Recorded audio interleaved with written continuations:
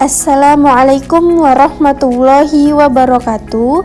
Perkenalkan, nama saya Ahyun Yudianisi dengan NIM 0301 22 Di sini saya akan menjelaskan sekolah sebagai rumah moderasi, menanamkan toleransi dan saling menghargai di lingkungan pendidikan. Oke, kita mulai. Nah, apa sih itu moderasi? Jadi moderasi itu sikap tengah dan tidak berlebihan. Apalagi sih?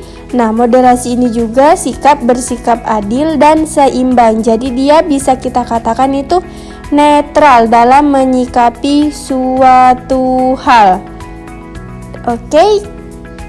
Oke, kita lanjut. Nah, kenapa sih moderasi itu penting di sekolah? Nah, di sini ada banyak poin. Nah, di sini saya menjelaskan salah satu poinnya, yaitu kita bisa membiasakan saling mendengar dan menghargai. Jadi moderasi ini sangat penting agar apa? Agar kita bisa menghargai perbedaan di sekolah. Oke. Lanjut. Sekolah sebagai rumah moderasi. Nah, di sini poinnya sangat penting ini. Jadi sekolah itu sebagai tempat semua anak dihargai dari perbedaan latar belakang yang berbeda, suku yang berbeda, agama, ras, budaya. Nah, apalagi sih? Nah, di sini sekolah itu sebagai tempat menghargai pendapat yang berbeda-beda untuk anak-anak yang sedang berdiskusi. Lanjut, contoh moderasi di kelas itu apa aja? Yang pertama, menghargai perbedaan pendapat. Jadi, moderasi ini kita bisa menghargai perbedaan pendapat teman-teman yang di sekolah itu kan beda-beda. Dengan moderasi ini kita bisa saling menghargai, tidak menjelekkan atau tidak merendahkan. Oke, lanjut. Yang terakhir, budaya kelas moderasi. Nah, di sekolah ini bisa itu dilakukan dengan cara apa? Salam dan sapaan yang ramah. Kemudian apalagi? Mendengar tanpa memotong ketika teman berdiskusi atau memberikan pendapat. Kemudian apalagi? Mengapresiasi teman. Mungkin ketika ada teman yang sedang mendapatkan juara. Oke, terima kasih. Semoga ilmunya bermanfaat ya. Nah, sekian penjelasan dari saya. Apabila ada kekurangan dari penjelasan yang sudah saya paparkan, saya mohon maaf. Apabila ada perkataan saya yang kurang, saya juga mohon maaf. Saya akhiri. Wassalamualaikum warahmatullahi wabarakatuh. Oke, sebagai penutup, mari kita lihat video cuplikan tentang toleransi beragama. Tiba. Indra memanfaatkan liburan yang cukup panjang itu untuk dikitan. Kitan adalah hal yang wajib bagi laki-laki muslim. Semoga lekas sembuh ya Indra. Iya Pak, terima kasih. Aduh. Setelah kamu sembuh nanti, kita adakan syukuran khitan. Nanti teman-temanmu, Okto, Nadia, dan Donita diajak ya Indra? Iya ya. Setelah 2 minggu berlalu, liburan sekolah pun selesai. Murid-murid kembali masuk sekolah. Hei teman-teman, besok Sabtu aku minta kehadiran kalian di rumahku jam 3 sore ya. Keluargaku mengadakan syukuran khitan. Siap. Acara kitananmu nanti ada pengajiannya juga nggak? Apakah harus pakai jilbab? Apakah aku juga harus pakai sarung dan peci, Indra? Tidak perlu, Donita, Okto. Yang penting kalian pakai baju yang sopan saja. Tapi kan nanti semua tamu pasti pakai hijab, Ndra. Aku malu. Iya, nanti kalau kami tidak bisa baca doanya gimana? Jangan khawatir, nanti kalian akan aku temani selama pengajian. Beneran tidak apa-apa nih. Tidak apa, kalian kan juga sudah kenal sama ayah ibunya Indra. Mereka baik kok. Oke lah kalau begitu. Hari Sabtu pun tiba. Hari dilaksanakannya syukuran hitanan Indra. Acara dimulai. Indra melantunkan ayat suci Al-Quran dalam acara khataman tersebut. Nadia juga hadir dengan memakai jilbab. Ia menyimak pengajian tersebut. Sementara itu, Donita dan Okto berada di dekat Nadia. Mereka berdua duduk dengan tenang sambil memperhatikan seluruh rangkaian acara.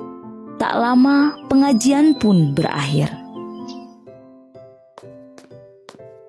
Indra menemui teman-temannya. Dia menghidangkan banyak sekali cemilan. Terima kasih buat kehadirannya ya teman-teman. Maaf menunggu lama. Cuma sebentar kok. Hei, semua snack ini aku sediakan khusus untuk kalian. Ayo dimakan. Siap, Dra. Nanti aku habisin. Hehehe.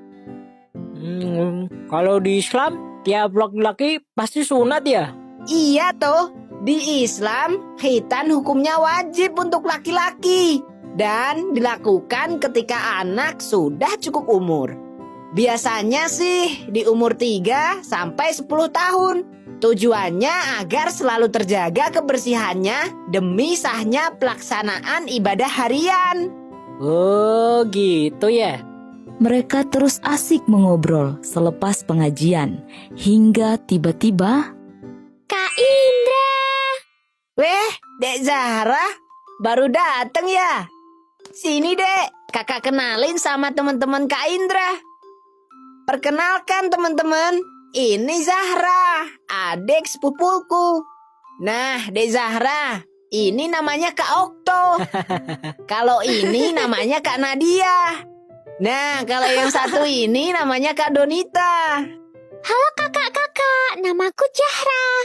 Kok Kak Donita gak pakai hijab? Kak Okto juga gak pakai sarung dan peci? Ini kan acara pengajian. Zahra aja yang kecil pakai hijab kok. Aduh, itu begini dek.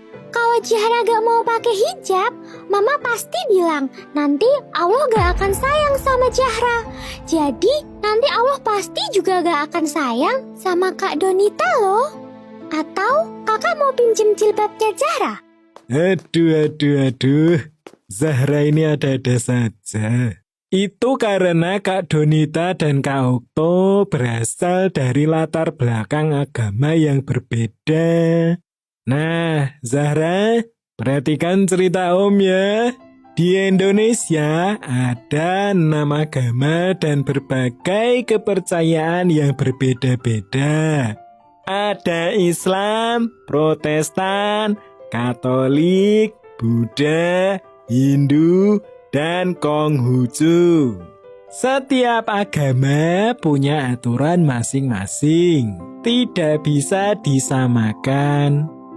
Ada juga berbagai kepercayaan yang bersumber dari kearifan lokal yang tersebar di seluruh Indonesia. Walaupun kita berbeda-beda, kita harus saling menyayangi dan menghormati satu sama lain. Tradisi menutup kepala ada di beberapa agama dan kepercayaan, bukan hanya di Islam saja. Dalam tradisi Islam, pemakaian jilbab untuk perempuan memang dianjurkan. Namun, kita tidak boleh memaksa orang lain untuk mengikuti sesuai agama kita. Ini yang namanya toleransi. Contohnya saja, Kak Donita dan Kak Okto tidak perlu memakai baju muslim seperti kita. Zahra mengerti. Seperti pelangi ya, mereka berbeda-beda, namun ketika bersatu terlihat indah.